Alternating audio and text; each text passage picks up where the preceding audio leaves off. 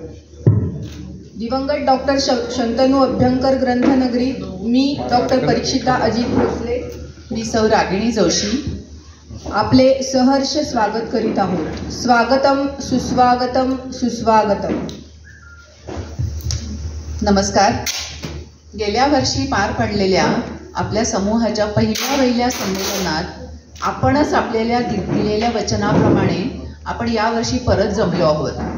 दुसऱ्या संमेलनासाठी सगळ्यांचे पुन्हा एकदा मनापासून स्वागत. आणि आपण आता सुरू करूया नवदुर्गा. आम्ही मराठी काव्य सरितेतील नवदुर्गा या बहुचर्चित कार्यक्रमासाठी आणि बहुतांशी पुस्तकप्रेमी सदस्य असलेल्या कलाकारांनी सादर केलेला बहारदार कार्यक्रम, त्याचा आस्वाद घेण्यासाठी मी पुढील सूत्रे डॉक्टर आदिती यांच्याकडे सोपविते. आदिती प्लीज. सर्वांच्या वतीनं तुम्हा सर्वांचं मनापासून स्वागत. चौघीजणी समूहाच्या माध्यमातून शांता शेळके, इंदिरा संत, नाधू मानोर, बारा नव्हे या साहित्यिकांच्या साहित्यावर कवितांवर आधारित कार्यक्रम नेहमीच केले जातात. या समूहाला महाराष्ट्र साहित्य परिषद फलटण यांच्या वतीनं यशवंतराव चव्हाण साहित्य गौरव पुरस्काराने सन्मानित करण्यात आले.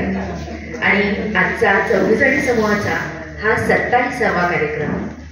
समूहाची वाटचाल अर्थातच या सर्व थोर साहित्यिकांचे आशीर्वाद, तुम्हा सगळ्यांचं प्रेम, सहकार्य या बळावरच चालली आहे. मराठी काव्य सरितेतील नवदुर्गा या नवसंकल्पनेच्या माध्यमातून जुन्या तरीही नित्य नव्या सौंदर्य सिद्धांताची ओळख करून देण्यासाठी आणि काव्यातलं नवेपण किती चिरंतन असतं हे उलगडून दाखवण्याचा आमचा आजचा हा प्रयत्न. कवितेचं नवेपण, तिचं ताजेपण नऊवारीच्या सौंदर्यासारखं कालातीत आहे.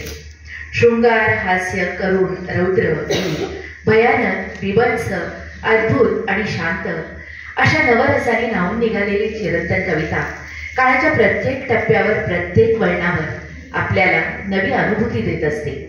आपण सगळेजण आपापला चेहरा, आपलं व्यक्तित्व घेऊन या जगात आलो. पण त्या व्यक्तित्वाच्या पायाभरणीचे 9 महिने 9 दिवस आईच्या गर्भाची ऊब प्रत्येकाला घ्यावीच लागते. कविता ही तशीच असते. तिच्या मागं मोठी विचार प्रक्रिया असते, भावनांचा उबदारपणा असतो आणि प्रसव वेदनाही असतात. म्हणूनच नव्याचे 9 दिवस ही नवलाईची परिभाषा कवितेला कधीच लागू होत नाही. उत्तम काव्याचं वय जितकं वाढतं तितकी नवी पालवी तिच्या अंगावर चढते. तिचंच दर्शन घडवण्याचा हा प्रयत्न आहे. संत कालखंडापासून ते आधुनिक कालखंडापर्यंतचा स्त्री काव्याचा देखाजोखा आज आम्ही थोडक्यात मांडायचा प्रयत्न करणार आहोत. हा कालखंड मोठा आहे. अनेक कवयित्रींनी भरीव कामगिरी बजावून आपलं अमूल्य योगदान या कालखंडात दिलेलं आहे. याच काळातल्या कवितेच्या प्रवाहातले काही ठळक टप्पे आम्ही विचारात घेतले, ज्यांचे अभंग, कविता गेय स्वरूपात आहेत अशी 9 नावं निश्चित केली आणि त्यांच्या या काव्य क्षेत्रातल्या योगदानाचा आढावा घेण्याचा प्रयत्न आम्ही केला. पुन्हा एकदा चौघीजणी प्रस्तुत मराठी काव्य सरितेतील नवदुर्गा या कार्यक्रमात आम्हा सर्वांच्या वतीनं आपल्या सर्वांचं आम्ही स्वागत करतो.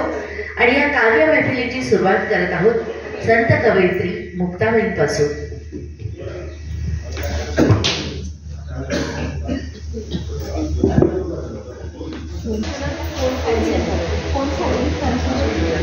प्लीज सगळ्यांनी आपले मोबाईल फोन सायलेंटवर ठेवावे. विविधतेनं संपन्न अशा आपल्या देशातल्या समाज मनांना जोडणारा एक समान धागा, समान सूत्र म्हणजे लोकसंस्कृती. आणि लोकसंस्कृतीचा महत्वाचा भाग आहे लोककाव्य किंवा लोकगीत. प्राचीन काळापासून लोकगीतांची, लोककाव्यांची परंपरा स्त्रियांनी जिवंत ठेवली आहे. मौखिक परंपरेपासून सुरू झालेला हा प्रवाह अभंग, ओव्या, श्लोक अशी अनेक वळणं घेत रुबाया, सुनीत, हायकू, मुक्तछंदातल्या कविता असा अखंड वाहत राहिलेला आहे. अगदी आद्य कवयित्रींपासून आजच्या कवयित्रींपर्यंतच्या काव्याचे प्रकर्षाने जाणवणारं वैशिष्ट्य म्हणजे त्यात दिसणारा सामाजिक आणि बुद्धिनिष्ठ विचार, आध्यात्मिकता आणि स्त्री जाणीवा. लिखित स्वरूपातल्या स्त्री काव्य प्रवाहाचा उगम आहे तामिळनाडूमध्ये. तामिळनाडूमधल्या आळवार संत परंपरेतल्या रंगनायकी अंधार ही आद्य कवयित्री, 8व्या शतकातली ही कवयित्री स्त्रीवादी कवयित्री आहे. त्यानंतरची आहे कर्नाटकातल्या चेंचू आदिवासींची माय म्हणवली जाणारी अक्क महादेवी. स्त्री गाणवेची जहाल बीज तिच्या काव्यामध्ये आढळतात. महाराष्ट्राबद्दल बोलायचं तर महानुभाव पंथाच्या महदंबा किंवा महदैसेला मराठी साहित्य परंपरेत आद्य कवयित्रीचा मान आहे. चक्रधर स्वामींची ही शिष्या. कशी होती महदंबा? तिच्याबद्दल चक्रधर स्वामी म्हणतात, म्हातारी जिज्ञासक, म्हातारी जिज्ञासक, म्हातारी चर्चक, म्हातारी येथे काही पुसतची असे. महदंबेची आद्य रचना म्हणजे ढवळे किंवा वरगीते. महदंबेचे ढवळे म्हणजे मराठीतलं पहिलं भावकाव्य. ते एक उत्कृष्ट कथा काव्य आहे. महदंबेची दुसरी रचना म्हणजे मातृकी स्वयंवर. वाना देशपांडे म्हणतात, ढवळे ह्या ध्वनीचा मातृकी स्वयंवर हा शुद्ध प्रतिध्वनी आहे. इथून पुढे एक अक्षुण्ण अमीट स्त्री काव्यधारा महाराष्ट्रात वाहत राहिलेली आहे. महदंबेनंतरची मुक्ताई, वारकरी संत परंपरेतली आद्य कवयित्री. नवरात्रीच्या पहिल्या दिवशी म्हणजे घटस्थापनेच्या दिवशी तिचा जन्म झाला असं मानण्यात येतं. ती मुक्ताबाई, आदिमाया मुक्ताबाई, मूळ माया मुक्ताबाई. निवृत्तीनाथ म्हणतात, ज्ञानेश्वरांच्या वक्षस्थळावर शोभणारी मोहनमाळ म्हणजे मुक्ताबाई. निवृत्तीनाथांना ती मुक्तगंगा भासते. वैराग्य कुळाची स्वामिनी असं ते तिला म्हणतात. ज्ञानेश्वरांची तर ती बहीण, माय, गुरु, सखी आणि साजडी सुद्धा. अखंड जयाला देवाचा शेजार, अखंड जयाला देवाचा शेजार, काय अहंकार गेला नाही असा नामदेवांना फटकळपणाने विचारणाऱ्या मुक्ताबाईला संत नामदेव सणकांडी म्हणतात. सणकांडी म्हणजे पेटवण म्हणून वापरली जाणारी कांडी किंवा काडी, ती तागाची असते. मुक्ताबाईचं अवघं आयुष्य 17-18 वर्षांचं आणि तिची काव्य संपदा ही तशी कमीच. या दोन्हीबद्दल जर म्हणायचं झालं तर कडकडोनी वीज, कडकडोनी वीज, निमाली ठाईचे ठाई. मुक्ताबाईचं काव्य भावकाव्य नाही, त्यात लौकिक संदर्भ फारसे आढळत नाही. ते तर्कशुद्ध आहे, विचारप्रधान आहे, आत्ममग्न आहे. ते एक प्रकारे मौन काव्य आहे, पण ते चैतन्य काव्य आहे. मुक्ताबाईंनी अनेक प्रकारच्या रचना केल्या. विठ्ठल भक्ती, नाममाहात्म्य, मुक्ताई चांगदेवांचे संवादात्मक अभंग, अंगाई, ताटीचे अभंग. ताटीचे अभंग तर ज्ञानेश्वरीचा प्रेरणा स्रोत आहे. लहानग्या मुक्ताईने ज्ञानेश्वरांची ती काढलेली समजूत आहे. तेव्हाच्या समाजाचं प्रतिबिंब त्याच्यामध्ये आढळतं आणि जनकल्याणाची तळमळही त्यात दिसते. ताटीच्या अभंगात मुक्ताबाई म्हणते, द्वैत टाकणी शांती धरा, मिथ्या कल्पना मागे सारा, चिंता क्रोध मागे सारा, तुम्ही तरुणी विश्वतारा, ताटी उघडा ज्ञानेश्वरा. कूट अभंगांची रचना करणारी एकमेव संत कवयित्री म्हणजे मुक्ताबाई. मुक्ताबाईचे कूट अभंग म्हणजे अध्यात्माचा, उच्च योगानुभवाचा आणि काव्याचा परमोच्च आविष्कार. एक कूट अभंग आहे, टेकावरी टेक, टेकावरी टेक, त्यावर टेकुली, तेथे एक बाळी विस्मो करी, त्याचे नाव काय, तिचे नाव काय, विचारुनी पाहे मना माझी. डोळ्यातली बाहुली, डोळ्यातली बाहुली, जालीसे गरवारू, तिशी सुईन मेळवा अरवारू. मुक्ताबाईचा एक कूट अभंग तर सगळ्यांच्या विशेष आवडीचा आहे. मुंगी उडाली आकाशी, तिने गिळले सूर्याशी. यात मुंगी, विंचू, वांझमाय ही प्रतीका आहेत. मुंगीसारखा इवलासा जीव, अशा जीवाला जेव्हा आत्मसाक्षात्कार होतो तेव्हा आत्मसूर्य कवेत आल्यासारखी स्थिती होते. मुक्ताबाईची समकालीन संत जनाबे. संत वाटिकेतला जाईचा वेल असं जनाबाईला म्हटलं जातं, पण जनाई अरे विठ्या विठ्या मूळ मायेच्या कारट्या असं म्हणणारी आद्य कवयित्रींपासूनच्या काव्य सरितेत चिंब भिजण्याचा अनुभव घेताना लाटावर लाटा आपण अंगावर घेणार आहोत. त्यातली पहिली लाट आहे मुंगी उडाली आकाशी. ऐकूया शुभांगीच्या सुरेल स्वरात. आकाशी तिने गिळले सूर्यासी, हो तिने गिळले सूर्यासी, हो मुंगी उडाली आकाशी तिने गिळले सूर्यासी, हो तिने गिळले सूर्यासी.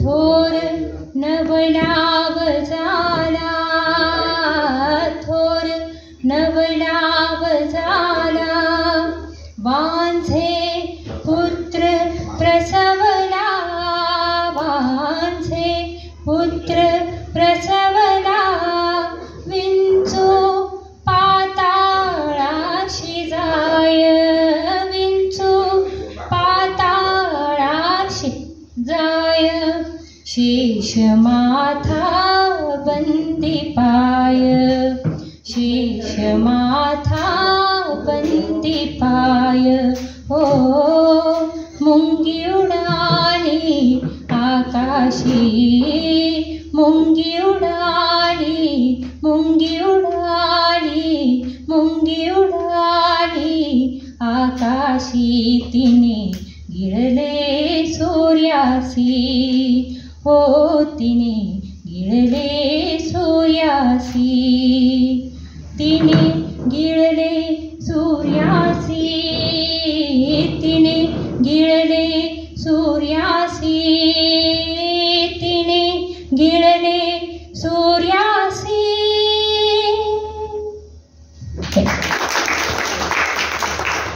आणि कर्मठ जाती व्यवस्थेनं पिचून गेलेल्या शूद्रातील शूद्र जनांना संत ज्ञानेश्वरांनी भक्तीचा मुक्ती मार्ग सांगितला. विद्रोही संत परंपरेतून हा माणुसकीचा मार्ग गोरखनाथ, निवृत्तीनाथ, ज्ञानेश्वर यांच्याकडून लखलखीत बुद्धिमान योगिनी संत मुक्ताबाईंपर्यंत पोहोचला. आणि मुक्ताबाई विसोबा खेचर संत नामदेवांकडून तो संत जनाबाईंपर्यंत पोहोचला. जनाबाईंच्या उपसत शहाणीवेनं, प्रेमानं, समर्पण भावानं हा मार्ग अधिकच उजळून निघाला. जनाबाईंचे अभंग ओव्या जनमानसात इतक्या रुजल्या की आजही खेडोपाडी स्त्रियांच्या गाण्यातून बोलण्यातून त्या उमटत राहतात. संत जनाबाई 13व्या शतकात गंगाखेड येथे वडील दमा आणि आई करुण या दरिद्री मजूर जोडप्याच्या पोटी जन्मल्या.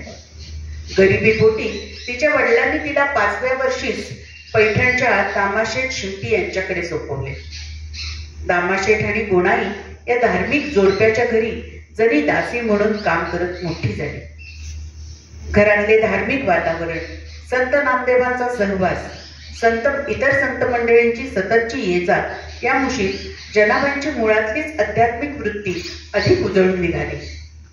नामदेवांपेक्षा वयानं थोड्याच मोठ्या असलेल्या जनीने नामदेवांचा लहानपणापासून सांभाळ केला असे म्हटले जाते.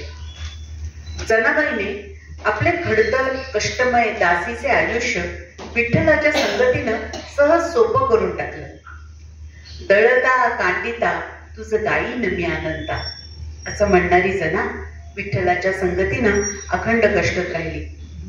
झाड लोट करी जनी केद भरी चक्र पाणी असं ते पांडुरंगाशी असलेलं तिचं सख्य. अत्यंत उत्कट भावानं ती विठ्ठलातही रमून गेली होती. संत नामदेवांबद्दलचा अपार भक्तिभाव, ज्ञानामुक्तेबद्दलचे आदरयुक्त कौतुक याबद्दल, तसेच संत चोखोबा, संत गोरा कुंभार, संत सेना महाराज, संत सोपानदेव यांच्याही बद्दल जनाबाईंचे अभंग बोलत राहतात. परलोकीचे तारू म्हणे माझा ज्ञानेश्वर असं ज्ञानेश्वराबद्दल म्हणतानाच मुक्ताबाईचे अभंग ज्ञानदेवे लिहिते झाले हेही जनाईनं आपल्या अभंगातून सांगितलं. उत्कट भक्ती, पारमार्थिक जीवन, संत महिमा, हरिश्चंद्राख्यान किंवा थाळीपाक यासारखी आख्याने, ओव्या, हितवचने, अशा जवळजवळ 350 अभंगांची रचना त्यांनी केली. सोपी प्रासादिक भाषा, पांडुरंगाबद्दलची अत्यंतिक ओढ, रसाळ रचना, समर्पण भाव, वात्सल्य भाव, रुजुता, शोषित समजूतदारपणा ही त्यांच्या अभंगाची वैशिष्ट्ये. संत जनाबाईंनी आपल्या माणूस म्हणून असलेल्या अस्तित्वाची अवहेलना, अखंड कष्ट, तृष्णा, करुणा, प्रेम, वात्सल्य, जीवलगाकडूनच्या अपेक्षा सारे त्या विठ्ठलाप्रती अर्पून टाकले होते. ती म्हणते तुळशीचे बनी जनी उकलित वेणी, तुळशीचे बनी जनी उकलित वेणी, हाती घेऊन या लोणी, डोळी चोळी चक्रपाणी. माझे जनीला नाही कोणी, माझे जनीला नाही कोणी, म्हणून देव घाली पाणी, जनी सांगे सर्व लोका, पाणी घाली माझा सखा. जनी सांगे सर्व लोका, पाणी घाली माझा सखा. साऱ्या जातीचं एकटेपण, दुःख, नाकारलेपण जणू त्या अभंगातून साकळवून आलं आहे. म्हणूनच खेड्यापाड्यातल्या बायांच्या दोंडून तेव्हापासून आजपर्यंत संत जनाबाई गात राहिली. संत नामदेवाचं शिष्यत्व पत्करलेल्या जनाईनं अख्खं आयुष्य त्यांची सावली बनवून काढलं. संत नामदेवांच्या पाऊल खुणांवरून जनाबाई भक्ती मार्ग चालत राहिली आणि ज्यावेळी संत नामदेवांचे निधन झाले त्याच पायरीवर त्याच दिवशी संत जनाईनं देहत्याग केला. देव मी खाते, देव मी पिते, देवावरी मी निजते, अशी एकरूपता, असा अंतर्बाह्य विठ्ठल भाव तिच्या मनामध्ये होता. निरपेक्ष प्रेम, समर्पण माणसाला निर्भय बनवतो म्हणतात. आपल्या सामर्थ्याची जाणीव करून देतं. पांडुरंगाठाई असलेल्या तिच्या भक्तीनं, अपार प्रेमानं पुरुष सत्ताक वैदिक जात व्यवस्थेच्या जीवघेण्या बेथ्यातही जनाईला धिटाईचा उद्गार दिला. ती म्हणते, नीट ऐका, ती काय म्हणते, डोईचा पदर आला खांद्यावरी, डोईचा पदर आला खांद्यावरी, भरल्या बाजारी जाईन मी, हाती घेईन वीणा, हाती घेईन टाळ, खांद्यावर वीणा, आता मज मना कोण करी. पंढरीच्या पेठे मांडियले पाल, पंढरीच्या पेठे मांडियले पाल, मनगटावर तेल घाला तुम्ही, जनी म्हणे देवा, जनी म्हणे देवा, मी झाले येसवा, निघाले केशवा घरी तुझे. हे म्हणायचं धाडस तिला विठ्ठल प्रेमानं दिलं. याती हीनतेच्या अमानुष उतरंडीच्या तळाची पायरी म्हणजे स्त्री. त्यातही वेश्या किंवा गणिका म्हणजे हीनाहून हीन.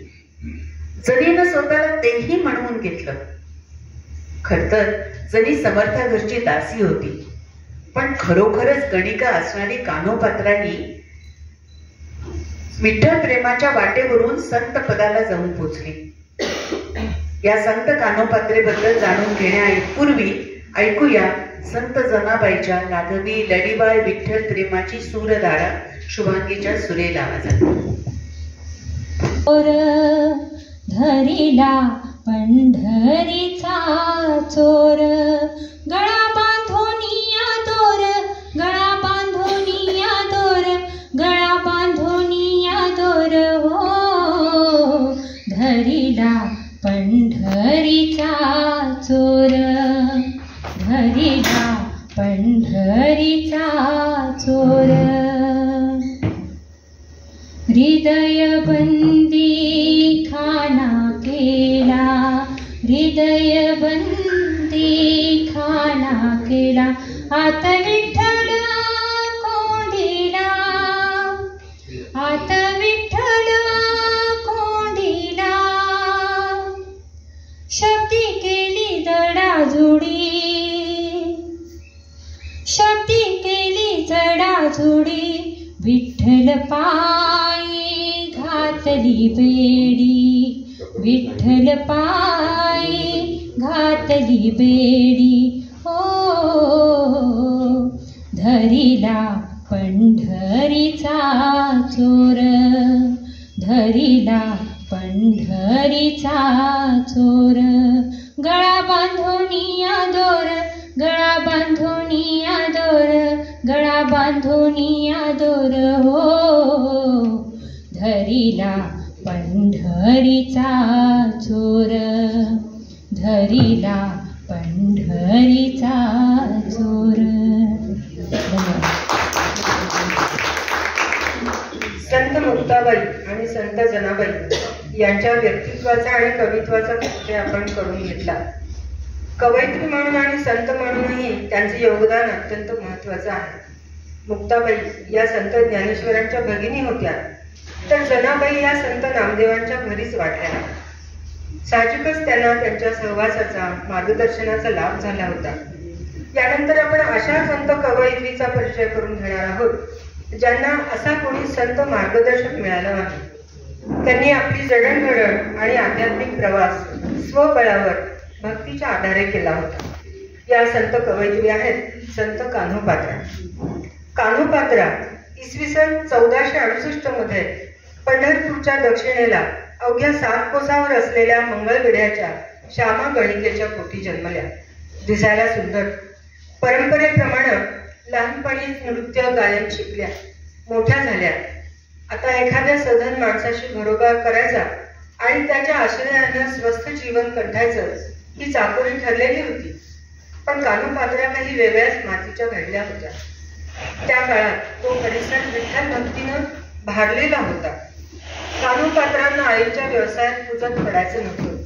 दुर्मिळ मनुष्य जीवन हे त्या कर्दमात खितपत पडून व्यर्थ घालवायचं नव्हतं.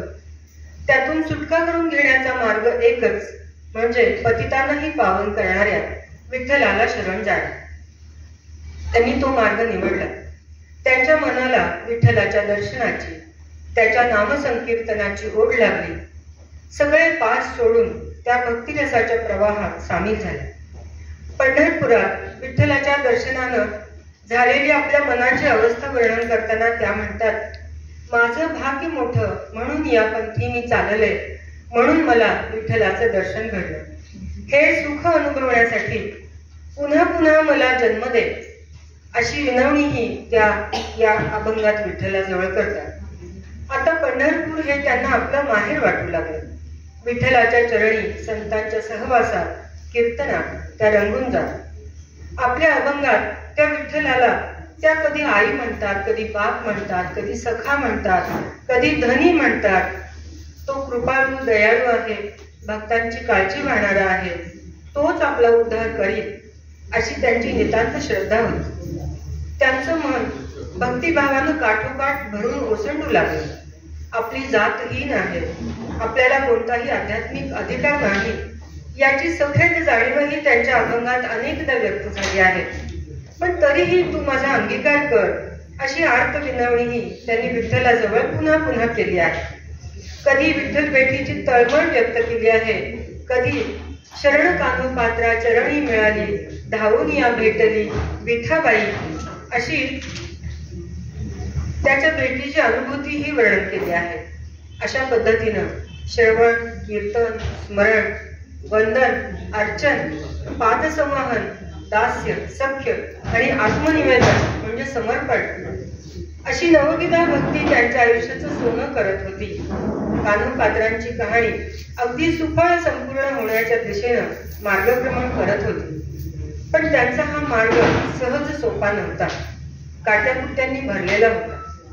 एकीकडं त्यांचं भक्तीनं न्हावून निघालेलं मन आध्यात्मिक शांतीची, समाधानाची एक एक पायरी चढून आध्यात्मिक उन्नतीचं शिखर गाठत होतं, आणि दुसरीकडं समाजातली वासनांध पुरुषी मानसिकता त्यांना त्या जुन्याच दलदलीत खेचत होती. असे कसोटी पाहणारे प्रसंग त्यांच्या वाट्याला अनेकदा येत होते, असं त्यांच्या अनेक अभंगांमध्ये दिसतं. एका अभंगात त्या म्हणतात, आला अपवाद याती संबंध लौकिक पाही, सावळे डोळसे करुणा येऊ दे काही. या त्या स्पष्टच म्हणतात, माझ्या जातीचा संबंध जोडून माझ्यावर संकट आणलं जात आहे. विठ्ठला, तुला सगळं दिसत आहे, तुला माझी थोडी तरी दया येऊ दे.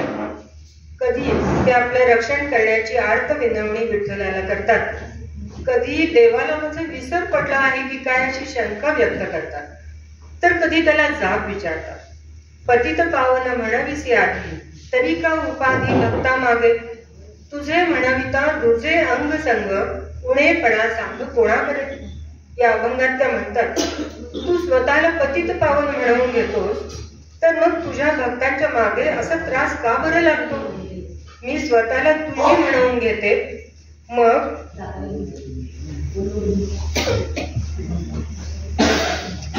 जर दुसऱ्याशी शरीर संबंध येण्याचा प्रसंग येत असेल तर यात उणेपणा कोणाकडे येतो.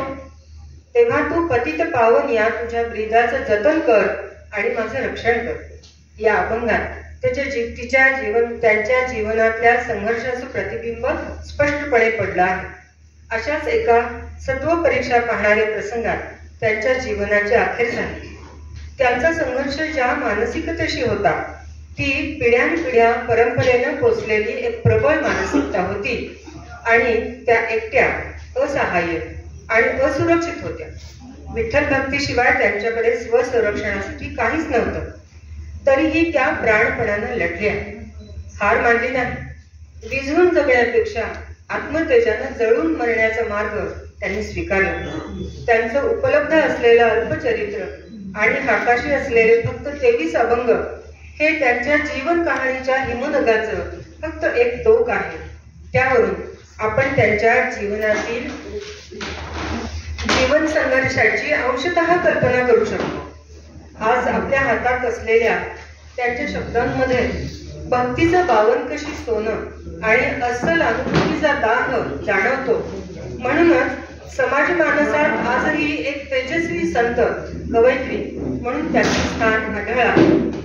त्यांचा प्रातिनिधी म्हणता येईल असा एक प्रसिद्ध अभंग आहे.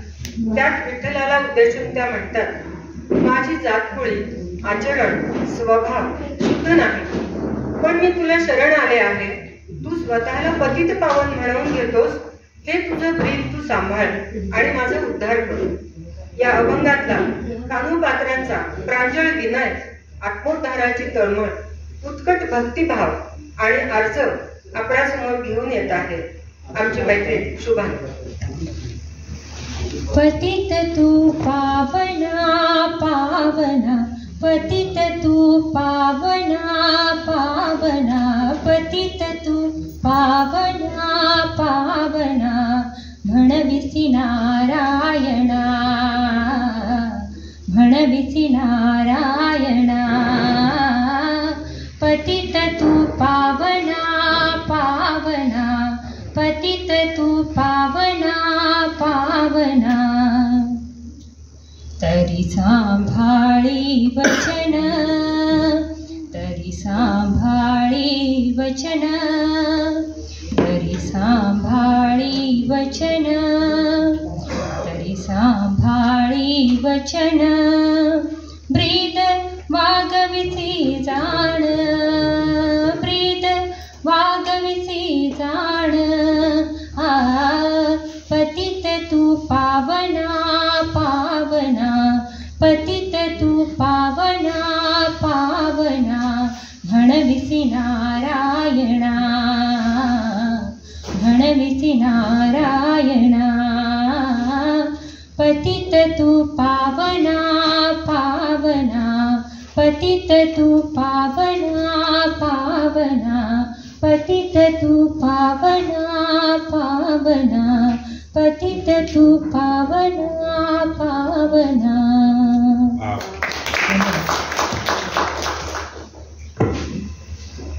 पतित तू पावना, म्हणविसी नारायणा.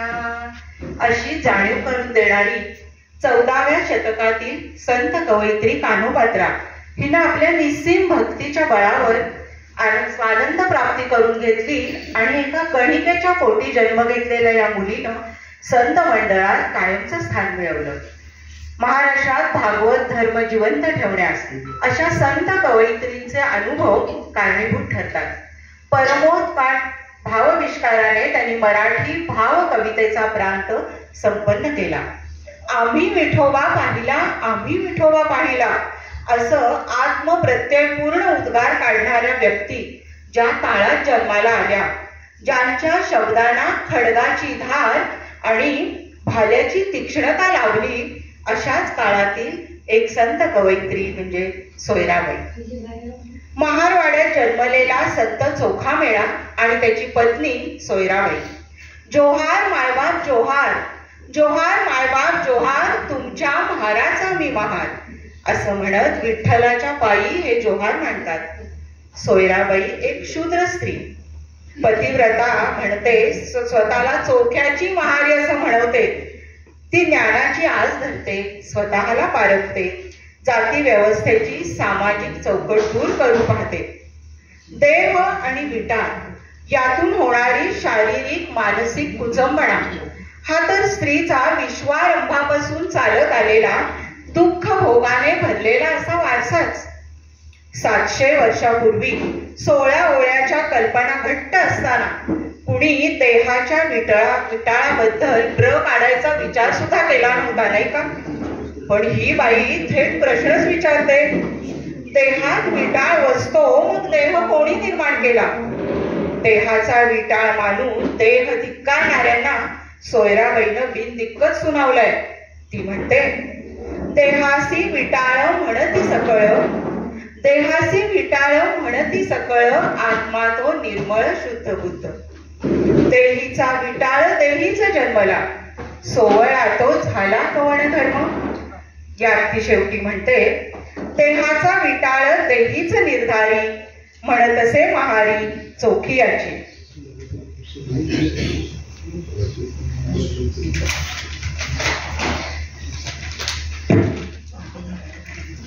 त्या काळात एका स्त्रीची ही केवढी धिटाळी.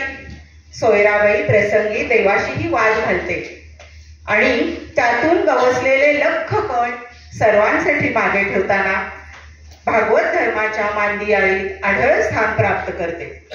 तिच्या अभंगात जगण्यातलं वास्तव अगदी रोखठोकपणे येतं. खालच्या जातीचे म्हणून हिणवलं गेल्याची वेदना त्यांच्या अभंगातून ठिपकत राहते. महार समाज आणि त्यात बाईचा जन्म म्हणजे त्या काळी सोयराबाईचं जगणं आणखी एक पायरी खाली. त्या पांडुरंगाला सवाल करतात, आमुची केली ही न याती, तुझं कान कळे श्रीपती. जन्म गेला उष्टे खाता, लाज नये तुमच्या चित्ता. अस्पृश्य असण्याला आणि विटाळ मानण्याला सोयराबाईंचा विरोध का होता ते इथं समजतं. प्रपंच सांभाळत स्वतःपुरती विठ्ठल भक्ती करणं हा तात्कालीन समाजातील स्त्रियांवरील बंधनाच्या मर्यादा ओलांडणारा प्रयत्न होता. रोजची अवहेलना अपमान गिळूनही सोयराबाई त्याच्या पलीकडे गेल्या. समाजाची चौकट होतीच, पण त्यांनी त्या स्वतःला चिणून घेतलं नाही. त्यामुळे झालेल्या आरोपांना तोंड देण्याचं सामर्थ्य विठ्ठलाशी एकरूप होण्यामुळे त्यांना लाभलं. त्यांची अभंगरत्न कशी तर साधी सोपी रसाळ भाषा. त्यांचा अभंग आधी स्वतःसाठी आणि मग जनांसाठी. आत्मशुद्धी ते परमात्मा असा सारा काव्य प्रवास.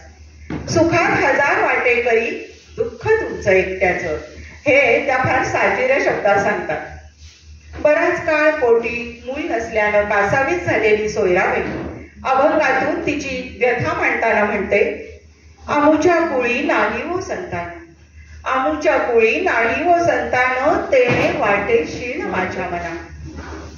मात्र कालांतरानं पुत्र कर्ममेळा याच्या जन्मानंतर मात्र ती आनंद विभोर होते आणि प्रत्यक्ष विठ्ठल रखुमाईलाच बारशाचं आमंत्रण देखील देते.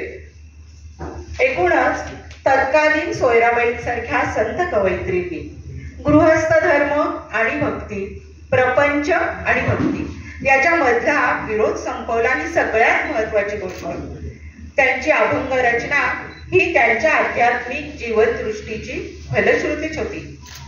ही सर्व काव्य त्यांच्या भक्ती भावनेची उदात्त व रम्य चित्र आहे. त्यांनी नाम या सहज सुलभ भक्ती साधनेचं महत्व जाणलं होतं. सोयराबाई देखील विठ्ठलाशी एकरूप होते. अखेर जेव्हा ईश्वरानुभूती येते तेव्हा त्यांची सारी आक्रमकता परमानंदात विरून जाते. विनवण्या विराम पावतात आणि मी तूपणाची सारी बाधा दूर होऊन सारं काही एकरूप एकाकार झाल्याचा अपूर्व अनुभव येतो. सात्विक संताप लोप पावतो आणि त्याची जागा आनंदाच्या सुरांनी घेतली जाते. त्याच्यात आणि आपल्यात आता कुठलाच अंतराळ उरलेला नाही. याच भावनेतून एका सुंदर अभंगाचा जन्म होतो. अवघा रंग एक झाला, सर्वांना परिचित असा हा अभंग आहे. वारकरी संप्रदायाच्या आध्यात्मिक लोकशाहीत सोयराबाईंसारख्या महिला संतांचं योगदान अनन्यसाधारण आहे. नामस्मरण हा सोयराबाईंचा विठ्ठलाप्रती असणाऱ्या भक्तीचा अत्यंत महत्वाचा भाग होता. भगवत भक्तीचा सोपा मार्ग सांगताना त्या म्हणतात, सुखाचे हे नाम आवडीने गावे, सुखाचे हे नाम आवडीने गावे, वाचे आळवावे विठोबासी. अत्यंत सुंदर अशी ही एक रचना ऐकूया आपण शुभांगीकडून. सुखाचे हे नाम आवडीने गावे, सुखाचे हे नाम आवडीने गावे, वाचे आळवावे, वाचे आळवावे विठोबासी.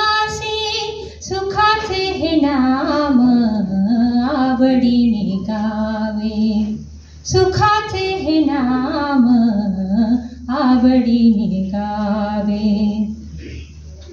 संसार सुखाचा होईल निर्धार, संसार सुखाचा होईल निर्धार. नामाचा गजर, नामाचा गजर सर्व काळ, सर्व काळ. सुखाचे हे नाम आवडीने गावे, सुखाचे हे नाम आवडीने गावे, वाचे आळवावे, वाचे आळवावे विठोबासी. सुखाचे हे नाम आवडीने गावे, सुखाचे हे नाम आवडीने गावे, सुखाचे हे नाम आवडीने गावे. सुखाचे हे नाम आवडीने गावे, वाचे आळवावे विठोबासी. अशा आपल्या अभंग रचनांमधून नाममहात्म्य सांगणाऱ्या, आत्मा परमात्म्याचं नातं उलगडणाऱ्या, घर संसार सांभाळणाऱ्या संत सोयराबाई, त्यांच्या नंतरच्या 200 वर्षांच्या कालखंडाचा विचार करताना आपल्या अभंगांमधून स्त्री जीवनाचा आविष्कार करणाऱ्या आणि 700च्या वर अभंगांची रचना करणाऱ्या तुकाराम शिष्या बहिणाबाई, समर्थ संप्रदायातल्या समर्थ शिष्या वेण्णाबाई, संत सखू भागूबाई, प्रेमाबाई, विठाबाई अशा सगळ्याच संत कवयित्रींचा उल्लेख करावा लागेल. या साऱ्यांनी भगवंताच्या ठायी असणाऱ्या निष्ठेतूनच काव्यलेखन केलं. पुढच्या टप्प्यामध्ये भरली घागर ख्रिस्ताळून येणाऱ्या लक्ष्मीबाई टिळक, काव्य फुले आणि पावन्न कशी सुबोध रत्नाकरकार, क्रांतिज्योती सावित्रीबाई फुले यांचं नाव आपल्याला आवर्जून घ्यावं लागेल. आणि यानंतरच्या कालखंडातल्या महत्वपूर्ण कवयित्री म्हणजे निसर्ग कन्या बहिणाबाई चौधरी. तुकाराम शिष्या बहिणाबाई आणि बहिणाबाई चौधरी या दोन्ही एकच आहेत असं समजणारे आजही अनेक जण आहेत. अर्थात या दोन वेगवेगळ्या व्यक्ती असल्या, त्यांचा कालखंड, पार्श्वभूमी, परिस्थिती हे सगळं पूर्ण वेगळं असलं तरी त्यांचं कष्टमय चरित्र, त्यातून त्यांनी गाठलेली आध्यात्मिक उंची, संसाराच्या रहाटगड्यात आपला आनंद शोधणं, जीवनाच्या प्रवासातले आपले अनुभव काव्यातून टिपणं अशा अनेक गोष्टी मात्र या दोघींच्यात समान आहेत. बहिणाबाईंचा जन्म जळगाव जवळच्या असोदे गावातल्या प्रतिष्ठित महाजन कुटुंबातला नागपंचमीचा. वयाच्या 13व्या वर्षी झालेला विवाह आणि अवघ्या तिशीत आलेलं वैधव्य. पण त्याही परिस्थितीत जरी फुटल्या पांगड्या मनगटी करत होत, तुटे मंगय सुत्तर उरे गयाची शपथ असे आणि घेऊन त्या अर्थपूर्ण आणि काव्यमय जगल्या. अहिराणी बोलीत स्त्री मनाचा, मानवी भावनांचा, जीवनाचा वेग घेणाऱ्या, निसर्गाची गुपितं उलगडणाऱ्या काव्यरचना त्यांनी लिहिल्या. बहिणाबाईंचे सुपुत्र कवी सोपानदेव चौधरी यांच्या निमित्तानं आणि आचार्य अत्रे यांच्या माध्यमातून वाचकांपुढं आलेल्या या रचनांना आचार्य अत्रे यांनी मोहरांचा हंडा म्हणून त्याचं भरभरून कौतुक केलं. अरे घरोटा घरोटा तुझ्यातून पडे पिठी, तसं तसं माझं गाणं पोटातून येतं वटी. इतक्या सहजतेनं व्यक्त होणारी बहिणाबाईंची कविता वाचताना मनात प्रश्न मात्र नक्कीच पडतो. इतकी शहाणी असणाऱ्या बाईला अशिक्षित म्हणावं का? आपल्या कवितेतून माणुसकीचं भरण पोषण करणाऱ्या, प्रसंगी माणसा माणसा कधी वशील माणूस असे खडे बोल सुनावणाऱ्या, समाजाला शहाणपणाचे बोल सांगणाऱ्या, नर्मविनोदी वृत्ती जपणाऱ्या, श्रमप्रतिष्ठा महत्वाची मानणाऱ्या, जगण्याचं शहाणपण सांगणाऱ्या बहिणाबाई शाळेत जाऊन 4 मुख शिकल्या नसतीलही, पण आयुष्याच्या पुस्तकाचं पानन-पान त्यांनी वाचलं होतं. त्यातून योग्य वेळी योग्य बोध घेऊन योग्य कृतीही केली होती. गगनासारखं उंच काव्य कर्तृत्व आणि धरित्रीसारखं विशाल आणि सहनशील मन घेऊन बहिणाबाई जगल्या. त्यांच्या जगण्याचं सार्थक झालं, अगदी त्यांच्या या कवितेसारखं. त्यांच्या एका कवितेत त्या म्हणतात, जीव देवानं धाडला जन्म म्हणे आला आला, जवा आलं बोलावण मौत म्हणे गेला गेला, दिस गेला कामामंदी रात निजमधी गेली, मरणाची निज जाता जन्माची जाग आली, नाही सरल सरल जीवा तुझं येणं जाणं, जसा घडला मुक्काम त्याले म्हणती रेचीन, आला सास गेला सास जीवा तुझं येतंतर, अरे जगन मरण एका सासाचं अंतर, येरे येरे माझ्या जीवा काम पडलं माप, काम करता करता देख देवाचीच रूप, ऐक ऐक माझ्या जीवा पीड येलाच कणण, देरे गांजल्याले हात त्याचा ऐक रे मनन, हास हास माझ्या जीवा असा संसारात हास, इडा पिडा संकटाच्या तोंडावरे काय फास, जग जग माझ्या जीवा असं जगन तोलाच, जग जग माझ्या जीवा असं जगन तोलाच, उच्च गगनासारखं धरित्रीच्या रे मोलाच, धरित्रीच्या रे मोलाच. घराघरात शेतशिवारात काम करताना संवेदनशील मन आणि सजग दृष्टीनं बहिणाबाई सूक्ष्म निरीक्षण करतात. झाडझुडपं, त्यावरचे पक्षी, पाखरं, त्यांची गती याकडे बघताना त्यांना नवलाईच्या अनेक गोष्टी दिसतात. माणसानं निसर्गाकडून काय घ्यावं, शिकावं हे समजतं आणि त्यातूनच त्यांना जीवनाचं तत्वज्ञानही सापडतं. ऐकूया बहिणाबाईंचीच ही सुप्रसिद्ध रचना शुभांगी करून. अरे खोप्या मंदी खोपा सुगरणीचा चांगला, देखा पिल्लासाठी 3 झोका झाडाने टांगला. अरे खोप्या मंदी खोपा सुगरणीचा चांगला, देखा पिल्लासाठी 3 झोका झाडाने टांगला. पिलनी जली खोप्यात जसा झुलता बंगला, पिलनी जली खोप्यात जसा झुलता बंगला, तिचा पिलामध्ये जीव जीव झाडाने टांगला. अरे खोप्यामध्ये खोपा सुगरणीचा चांगला, देखा पिलासाठी 3 झोका झाडाने टांगला. देखा पिलासाठी 3 झोका झाडाने टांगला. देखा पिलासाठी 3 झोका झाडाने टांगला. आरा घरोटा घरोटा तुझ्यातून पडे पिठी, तसं तसं माझं गाणं पोटातून येतं म्हटी, असं बहिणाबाई म्हणतात. त्या काळामध्ये अशा अनेक स्त्रिया जात्यावर तळताना आपलं अवघ जीवन जणू या ओव्यांमधून व्यक्त करत होत्या. हे मौखिक काव्य होतं. आपली सुख दुःख, भावविश्वातले बारीक सारीक कंगोरे व्यक्त करणं हे याचं उद्दिष्ट. क्वचित काही ओव्यांमध्ये उपरोध किंवा राग व्यक्त होईल, पण ते अपवाद.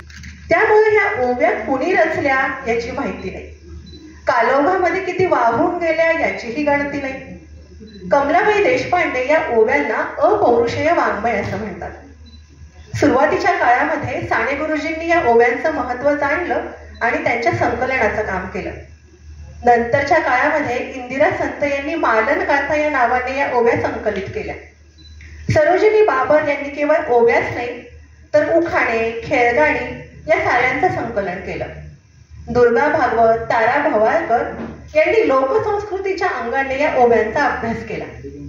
अगदी अलीकडं कवयित्री अनुपमा उजगरे यांनी ख्रिस्ती स्त्रियांच्या ओव्यांचं संकलन केलेलं आहे. स्त्रीची सहज सुलभ अभिव्यक्ती असल्यामुळं या ओव्यांचं महत्व कवितेचा विचार करताना दुर्लक्ष चालणार नाही. हे झालं मौखिक काव्याबद्दल.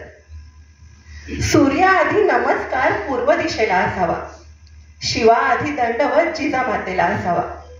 या ज्यांच्या ओळी रायगडाच्या पायथ्याशी कोरलेल्या आहेत त्या कवयित्री योगिनी जोगळेकर, कवयित्री अंजली ठकार, स्त्रीच्या अंतर्मनाचा वेध घेणाऱ्या निर्मला देशपांडे, दुसरा आकाश लिहिणाऱ्या हेमा लेले या कवयित्री बहिणाबाईंच्या नंतरच्या काळामध्ये आपल्या प्रतिभाशक्तीची चुणूक दाखवतच होत्या. पण मराठी कवितेमध्ये ज्यांचं योगदान आपण कधीच विसरू शकत नाही, ज्यांना स्त्रीवादी काव्याच्या प्रणेत्या म्हणू शकतो अशा कवयित्री म्हणजे पद्मा गोळे. सांगली जिल्ह्यातील तासगावच्या पटवर्धन राजघराण्यात त्यांचा जन्म झाला. प्रीतीपथावर, निहार, स्वप्नजा, आकाशवेडी, श्रावणमेघ हे त्यांचे काव्यसंग्रह. आम्ही पुलिनांच्या कन्या, चाफे कळ्या पाना आड, मुळी मांडूना आरास, मुग्धपणे लावू वेळ अशा ओळी लिहून रीती परंपरा यांचं एका परीने समर्थन करणाऱ्या पद्माताईंनी सुरुवातीच्या काळामध्ये प्रेमकविता लिहिल्या. त्यांच्या खानदानी व्यक्तिमत्वाची छाप असूनही भावविश्वाचं सखोल दर्शन घडवणारी अशी त्यांची ही कविता होती. त्यामुळे कवी अनिल यांना या कवितेचा ध्येयासक्त प्रेमाचा पथ भावला होता. सगळंच काही लिहिता येत नाही कागदावर, पण न लिहिलेलंही वाचता येतं तुलाच. सगळंच काही बोलता येत नाही शब्दात, पण अशब्दातलं सगळं समजतं तुलाच. अशा प्रेमकविता लिहिणाऱ्या पद्माताईंना हळूहळू समाजातील बंधनांचा स्त्रीला होणारा जाच, तिची घुसमट, तिचं सीमित होणारं जगणं जाणवलं आणि मग सारी ओझी जड झाली. उतरून टाकून आता तरी माझी मला शोधू दे, तुकडे तुकडे जमवू दे, विशाल काही पुजू दे असं म्हणत त्या ताकदीनं आपल्याला जाणवणारं वास्तव आपल्या कवितेमधून मांडू लागल्या. मौनाचं रामायण, लक्ष्मण रेषा, मी घरात आले अशा त्यांच्या कितीतरी कविता उदाहरणादाखल सांगता येतील. आईपणाची भीती ही त्यांची कविता आजच्या काळालाही लागू पडते. एकीकडे चाफ्याच्या झाडा, बकुळीची फुलं, आठवणी, आताशा मी नसतेच इथे अशा हळव्या कविता लिहिणाऱ्या पद्माताई नाही हो मी नुसती नार, पेजेसाठी लाचार, शेजेसाठी आसुसणार, नाही मी नुसती मादी, मी माणूस माणूस आधी असं ठणकावून सांगणारी मी माणूस सारखी कविताही लिहितात. त्यांच्या प्रतिभेची ही रेंज थक्क करणारी आहे. सुख मिळवणं म्हणजे काय? दुःखापासून सुटका, बरोबर ना? आपल्यासारख्या सर्वसामान्य लोकांना असंच वाटेल. पण पद्माताई मात्र दुःख हवे मज या कवितेमध्ये दुःखाचं स्वागत करतात. त्या म्हणतात, वामनाच्या पावलांनी माझे दुःख आले घरा, घाला सौभाग्याचे हेळ, सोनं केळं लावा दारा. आपल्या सुप्त क्षमता माणसाला दुःखाच्याच काळामध्ये माहिती होतात. हे वास्तव त्यांनी या कवितेमध्ये मांडलं. इथं त्यांनी व्यक्तिगत दुःख दुर्लक्षून समष्टीच्या दुःखाकडे लक्ष वेधले. हे दुःख निवारणाचे प्रयत्न करताना व्यक्तिमत्व याची जाणीव असलेल्या पद्माताई म्हणतात, दुःख असे द्या विशाल, घेईल जेनिज कवेत क्षितिजासह वर्तुळ अशी व्यापक दुःखाची मागणी करतात. केवढी वेगळी दृष्टी आहे ना ही दुःखाकडे पाहण्याची. ही कविता वाचताना एकीकडे महाभारतातली कुंती आठवते, तर दुसरीकडे रवींद्रनाथ टागोरांची प्रार्थना ही कविता आठवून जाते. परंपरा आणि आधुनिकता यातले ताणतणाव त्यांनी अगदी समर्थपणे आपल्या काव्यामधून व्यक्त केले. आधुनिक स्त्रीचं अत्यंत प्रगल्भ दर्शन त्यांच्या कवितांमधून घडतं. स्वतःवरील ठाम विश्वास, मनोवांछित गोष्टींसाठी लढायला सिद्ध असणं हे दाखवणारी त्यांची कविता पहा. नियतीने करायला लावलं ते मी निमूट केलं, नियतीने करायला लावलं ते मी निमूट केलं, नियतीने करू नको म्हटलं तेही दृष्टपणे केलं. नियतीच्या डावर खात मी उजव्या पायाने तिला ठोकरून दिलं. आता समोरासमोर उभ्या होतो, आधी कोणाचा हात येतो पुढे हस्तांदोलनासाठी हे आजमावे. स्त्री मनाचे बारीक सारीक कंगोरे, तिच्या अस्फुट भावना, तिची बाह्य जगताकडून आंतरिक जगाकडे होणारी आकाश यात्रा व्यक्त करणारी त्यांची एक सुंदर कविता ऐकूया शुभांगीकडून. एक पक्षीण आकाश वेळी, दुजाचे मला भान नाही मुळी. मी एक पक्षीण आकाश वेळी, दुजाचे मला भान नाही मुळी. डोळ्यात माझ्या असे एक आकाश, श्वासात आकाश प्राणांतळी. मी एक पक्षीण आकाश वेळी, दुजांचे मला भान नाही मुळी. अशी झेप घ्यावी असे सूर गावे, अशी झेप घ्यावी असे सूर गावे. घुसावे ढगा माझी बाणा परी, ढगांचे बोली भुरे केशरी रंग, माखून घ्यावेत पंखावरी. मी एक पक्षीण आकाश वेळी, दुजांचे मला भान नाही मुळी. दुजांचे मला भान नाही मुळी. दुजांचे मला भान नाही मुळी.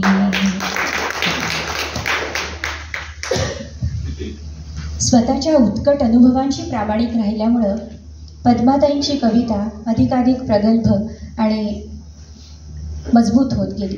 स्त्री मनाचे वेगवेगळे कंगोरे, मानवी नातेसंबंधावर भाष्य करणाऱ्या पद्माताईंच्या या कविता.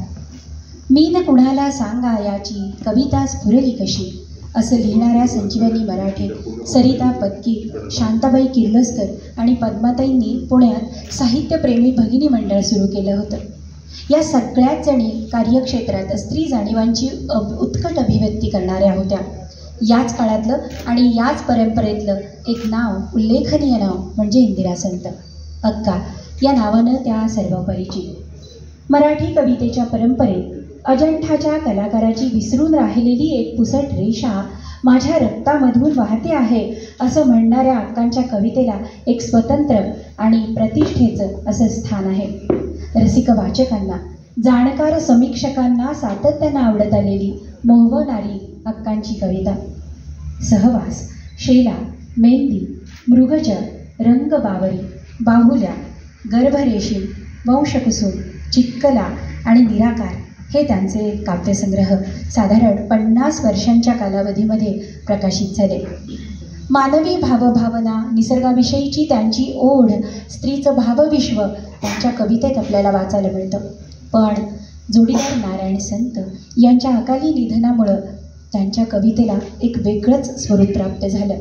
प्रियकराचा विरह हा त्यांच्या भावजीवनाचा केंद्रबिंदू ठरला आणि त्यांच्या कवितेतून तो पुन्हा पुन्हा प्रगट होत राहिला. प्रेमाचे, दुःखाचे वेगवेगळे कंगोरे त्यांच्या कवितेतून उलगडत जातात. त्यांच्या कवितेतून विरह वेदना, दुःख अशा पद्धतीनं पाझरत जातं की ती त्यांची वैयक्तिक दुःखाची भावना प्रत्येकाला आपलीशी वाटत राहते. पतिविरहाचे दुःख अक्कांच्या अतिसंवेदनशील मनाला कसं बरं पेलवलं असेल असा प्रश्न आपल्याही मनात येतो. या भावनांचाच अंतर्भाव असलेली अक्कांची ही कविता. कधी कुठे न भेटणार, कधी न काही बोलणार, कधी कुठे न भेटणार, कधी न काही बोलणार, कधी कधी न अक्षरात मन माझे ओवणार. निखळे कधी अश्रू एक, निखळे कधी अश्रू एक, ज्यात तुझे बिंब दिसे, निखळे निश्वास एक, ज्यात तुझी याद असे. पण तिथेच ते तिथेच मिटून ओठ संपणार, पण तिथेच ते तिथेच मिटून ओठ संपणार.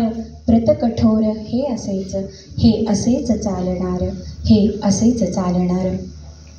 श्यामली, कैदू, श्यामली, कदली, चैतू हे त्यांचे कथासंग्रह, तर मृदगंध, मालनगाथा, फुलवेश हे त्यांचे ललित लेखसंग्रह.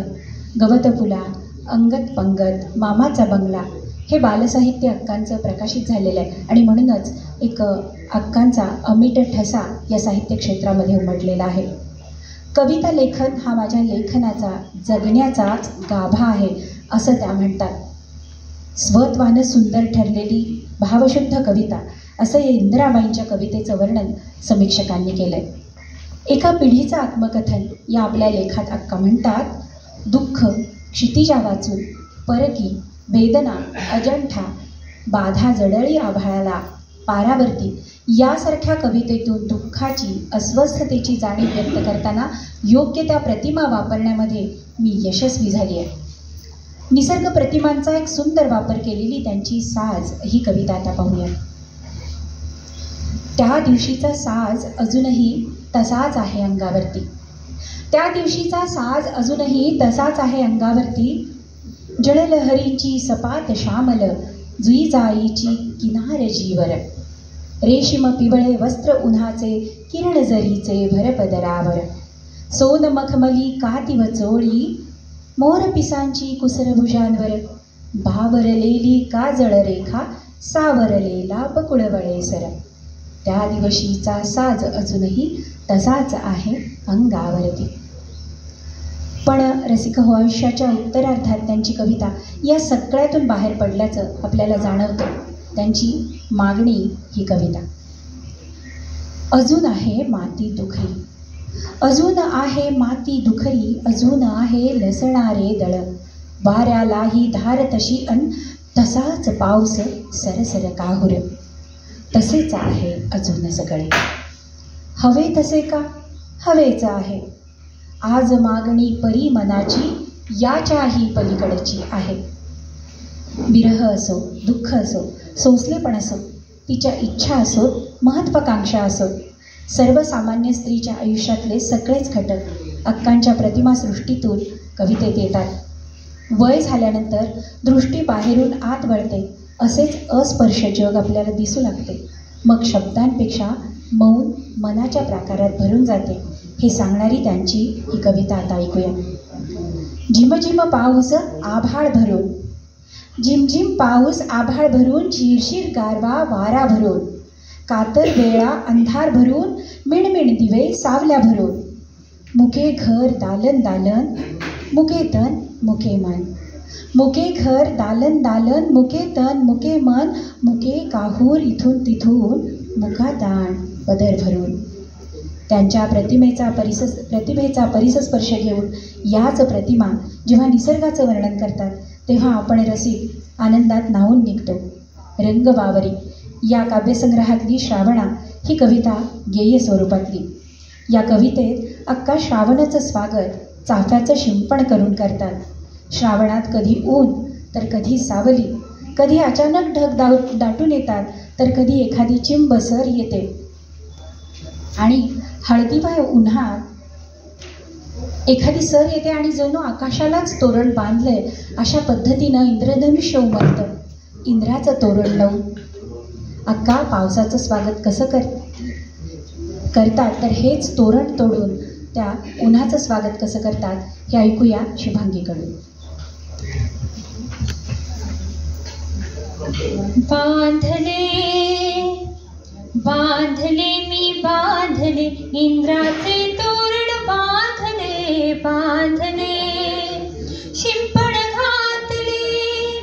शिंपण घातले चाफ्याचे शिंपण घातले, बांधले बांधले मी बांधले इंद्राचे तोरण बांधले बांधले उन्हाचे पाठव नेसले टाकले वाऱ्याचे पैंजण घातले फेकले उन्हाचे पाठव नेसले टाकले वाऱ्याचे पैंजण घातले फेकले डोळ्यात काजळ केवडात तर डोळ्यात काजळ केवडात तर लावले पुसले बांधले बांधले मी बांधले इंद्राचे तोरण बांधले बांधले शिंपण घातले चाफ्याचे शिंपण घातले बांधले बांधले मी बांधले इंद्राचे तोरण बांधले बांधले.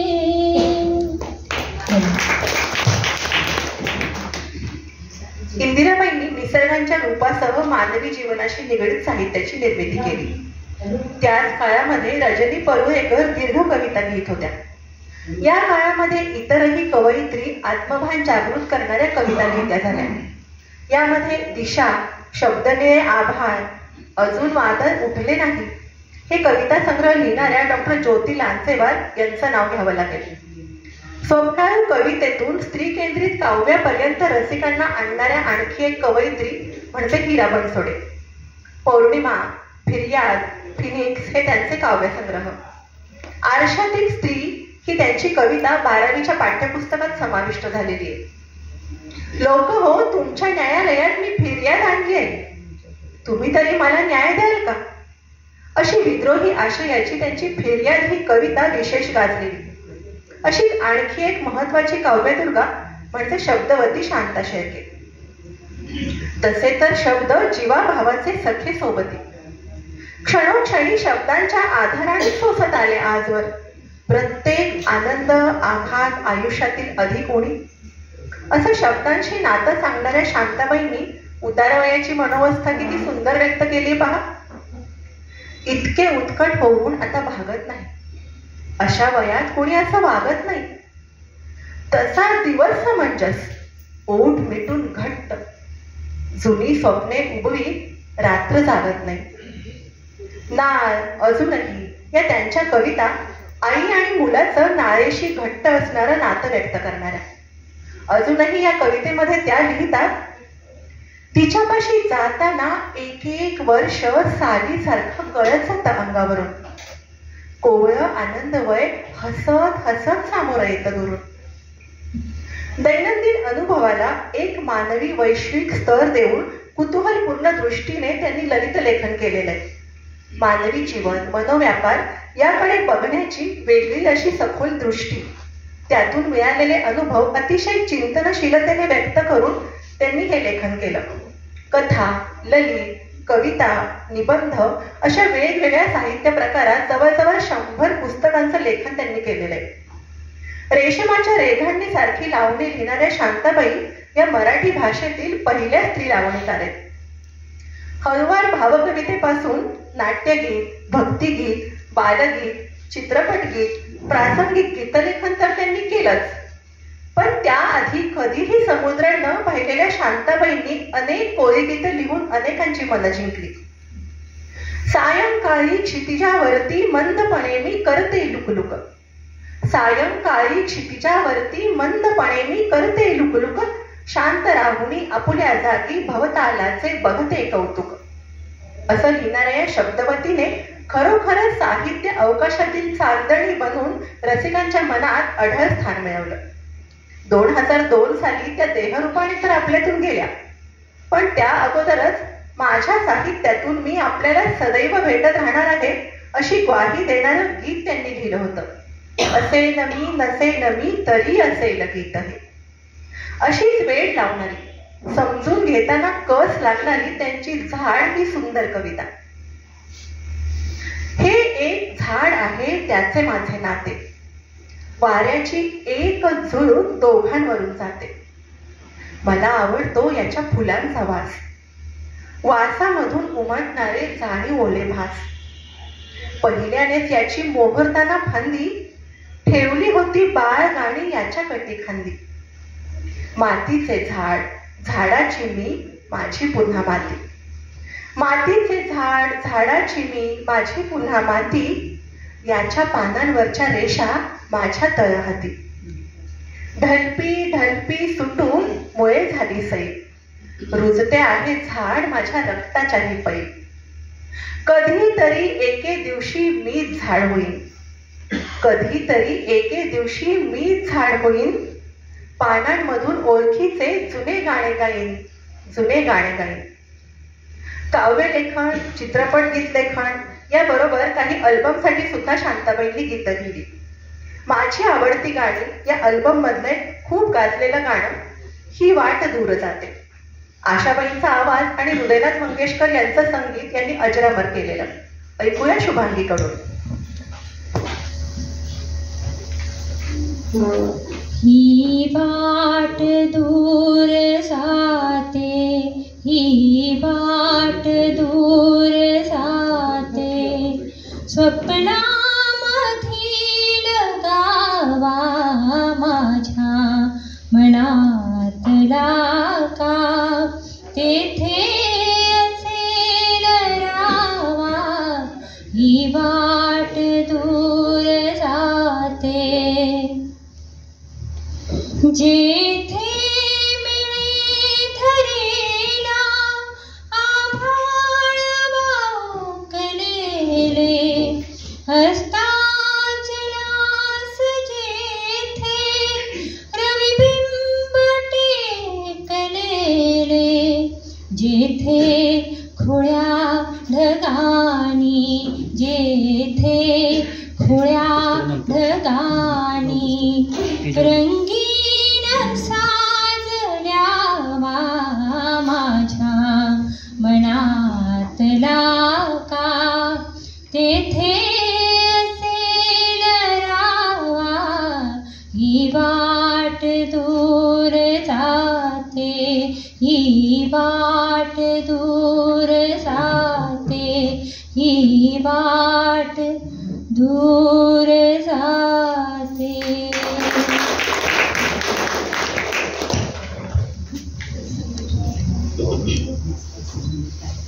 पाऊस राया पडत राहा तू माझ्या शेतात.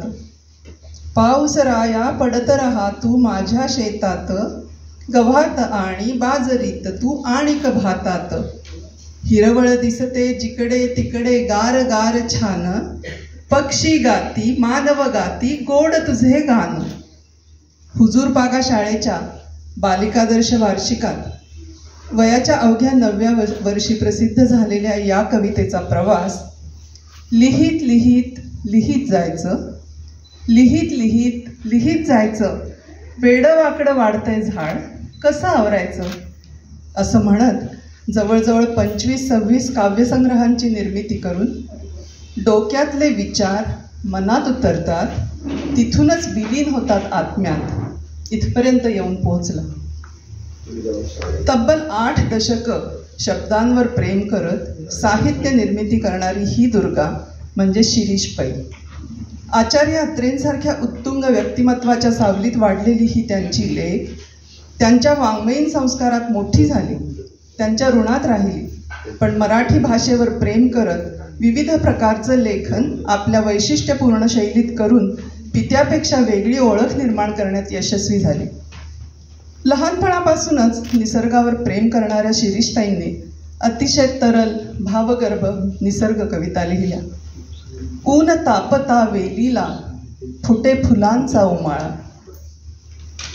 किंवा रिमझिम रिमझिम शुभ्र पडतो पाऊस, जाई जुई सायलीची जशी सांडते आरास.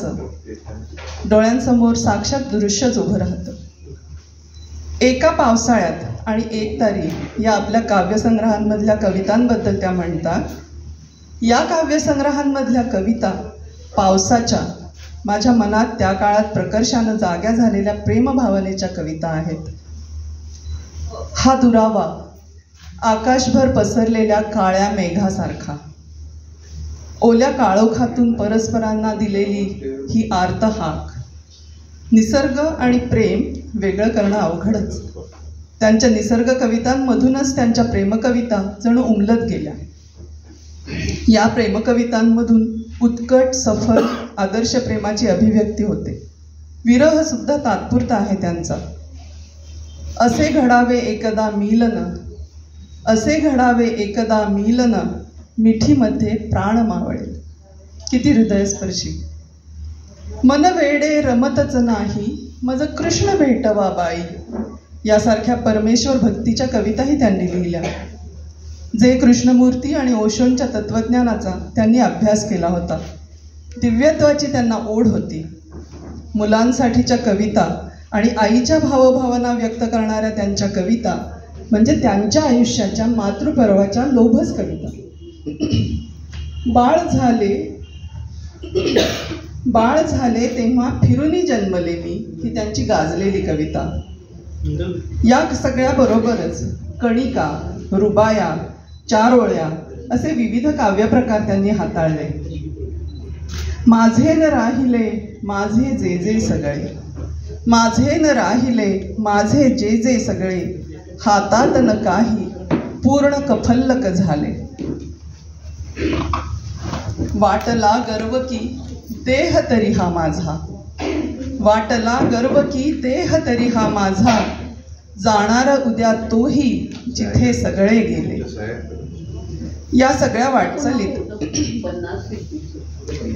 वाटचालीत अखेर त्यांना एक अनवट वाट सापडली, जिनं त्यांना अजरामर बनवलं. हायकू हा मराठीत नवीनच असलेला काव्य प्रकार. हा एक क्षण, याच्या आधीही नाही आणि नंतरही नाही, या क्षणाची ही कविता. हायकू झेन तत्वज्ञानाचा हा उद्गार. हायकू लिहिणाऱ्याला आणि वाचणाऱ्यालाही आतून शांत करत जातो. 3 ओळीत लिहिलेली, दुसऱ्या आणि तिसऱ्या ओळीत यमक साधणारी, मूळ उद्गाराला अकस्मात कलाटणी देणारी, छंदमुक्त पण तालबद्ध कविता म्हणजे हायकू. हायकू हा एक भाव आहे आणि तो माझा स्वभाव आहे असं त्या म्हणत. किती खरं होतं ते. त्यांचे हे काही सुंदर हायकू. नको रे धरूस चिमटीत फुलपाखराचं नाजूक अंग, नको रे धरूस चिमटीत फुलपाखराचं नाजूक अंग, दुखतोय पंखांवरचा रंग. कवितांचं पुढं काय होतं? कवितांचं पुढं काय होतं? होड्या केल्या, जळात सोडल्या, कुठं गेल्या कुणी पाहिल्या. पण चांगला कवी चांगला हायकू लिहू शकतो याचीही त्यांना जाणीव होती. एका हायकूत त्या म्हणतात, चांगले कवी रचतात तो असतो हायकू, चांगले कवी रचतात तो असतो हायकू, बाकीचे कायकू. लेखिका, कवयित्री, संपादिका, वक्त्या, नेत्या, ॲडव्होकेट, माता शिरीषताई जणू अष्टभुजेच्या स्वरूपात वावरल्या. त्याच काळात कवितांमधून स्त्रीमनाच्या भावभावनांना शब्दबद्ध करणाऱ्या आणि आपल्या प्रतिभेनं साहित्य विश्व प्रकाशमान करणाऱ्या काही कवयित्रींची नावंही समोर येतात. कवी दत्त आणि विद घाटे यांचा वारसा चालवणाऱ्या डॉक्टर अनुराधा पोद्दार हे एक महत्त्वाचं नाव. दुसऱ्या अनुराधा पाटील, साहित्य अकादमी पुरस्कारानं त्यांचा सन्मान झालेला आहे. निर्मला देशपांडे, पद्माताई लोकूर आणि वृंदाली मये यांच्याबरोबर तर शिरीषताई काव्यवाचनाचे कार्यक्रमही करत असत.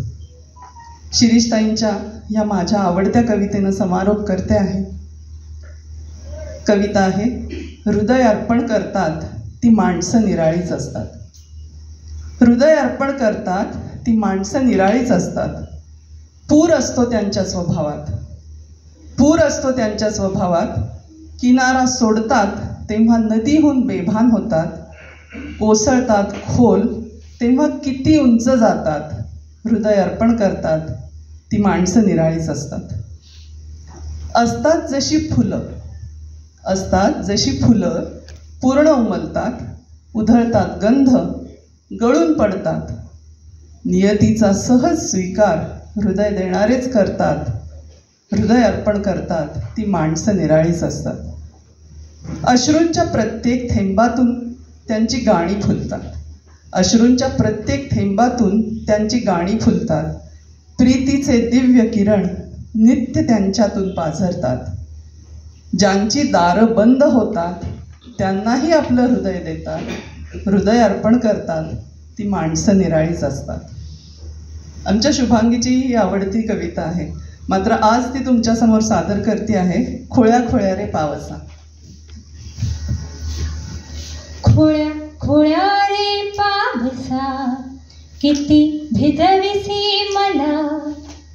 खोळ्या खोळ्या रे पावसा किती भिजविसी मला.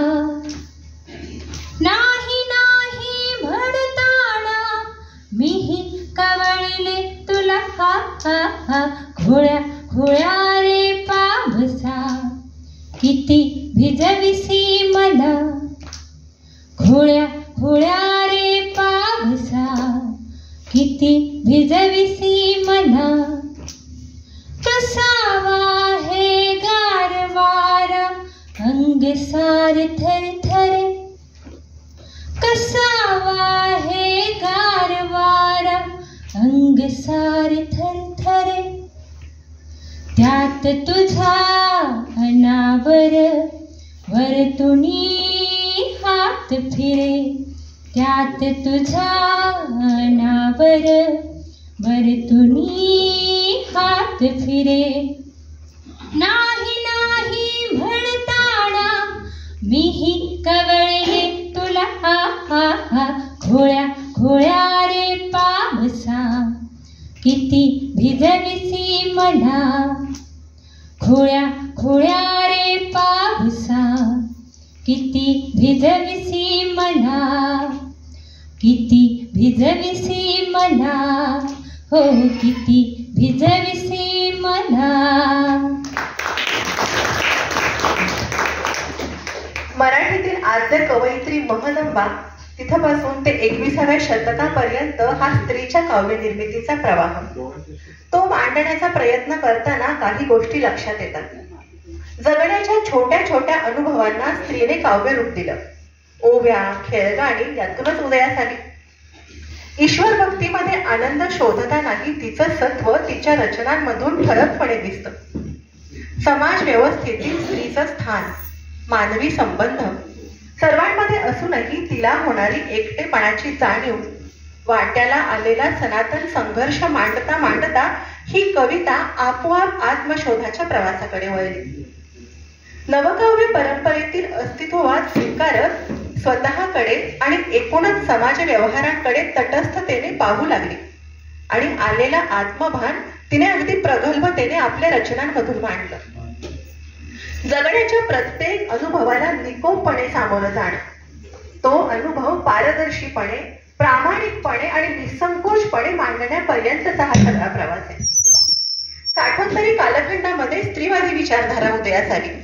त्याचा प्रभाव या कवयित्रींवरती निश्चितपणे दिसून येतो. तसंच समष्टीची वेदना, जागतिकीकरणाचे परिणाम, भौतिक आणि भावनिक पातळीवर झालेली पडझड, अपरिहार्य बदल या साऱ्यांचं दर्शन त्यांच्या कवितांमधून घडतं.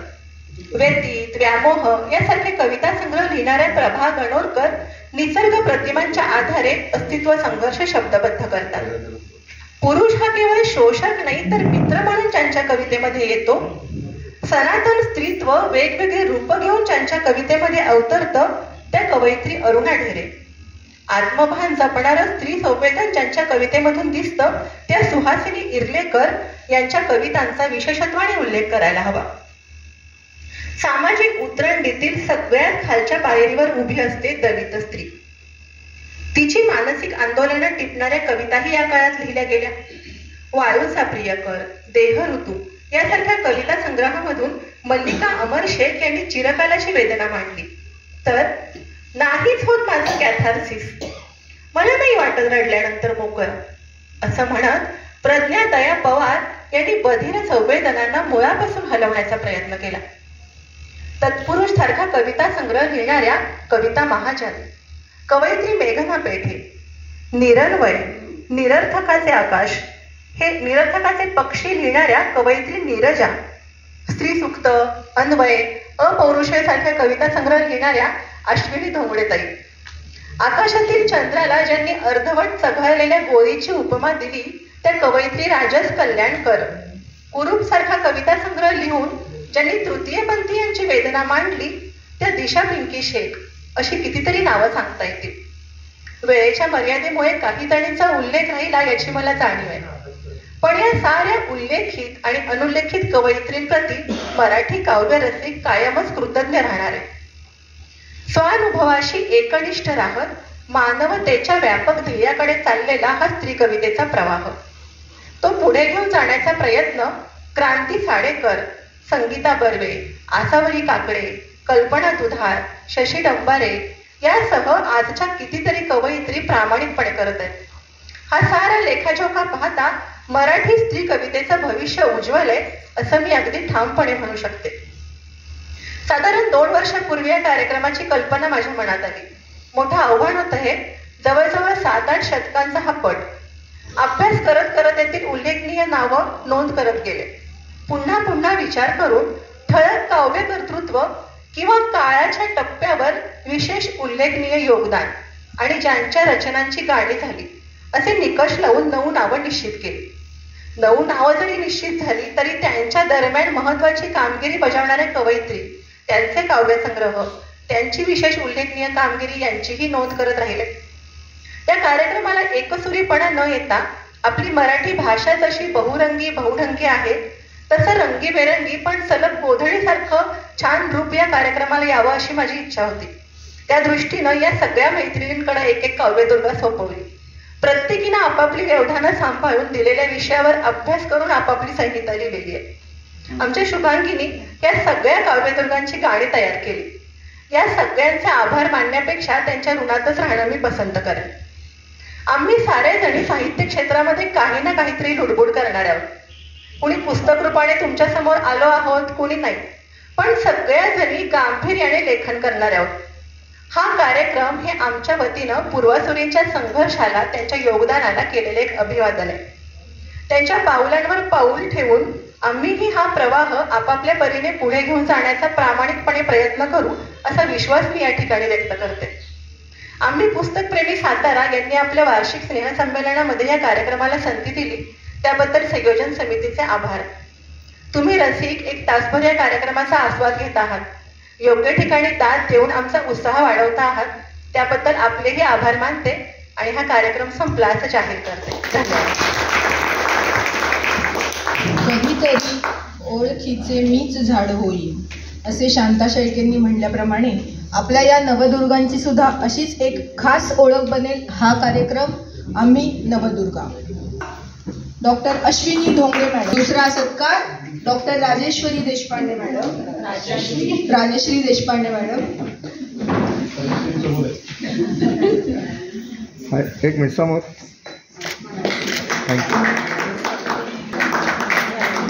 शिल्पा चिटणीस मॅडम. गोड आवाजाच्या वैदेही कुलकर्णी मॅडम. एक मिनिट समोर.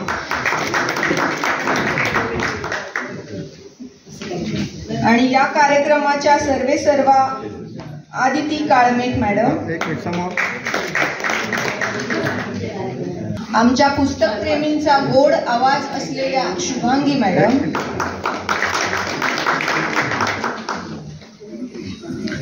ज्यांना सातारा आकाशवाणीवर आपण सतत ऐकत असतो अशा सविता कारंजकर मॅडम.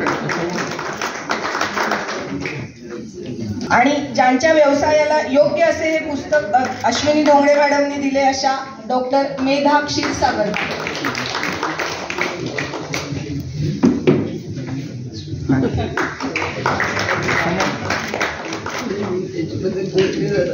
खूप खूप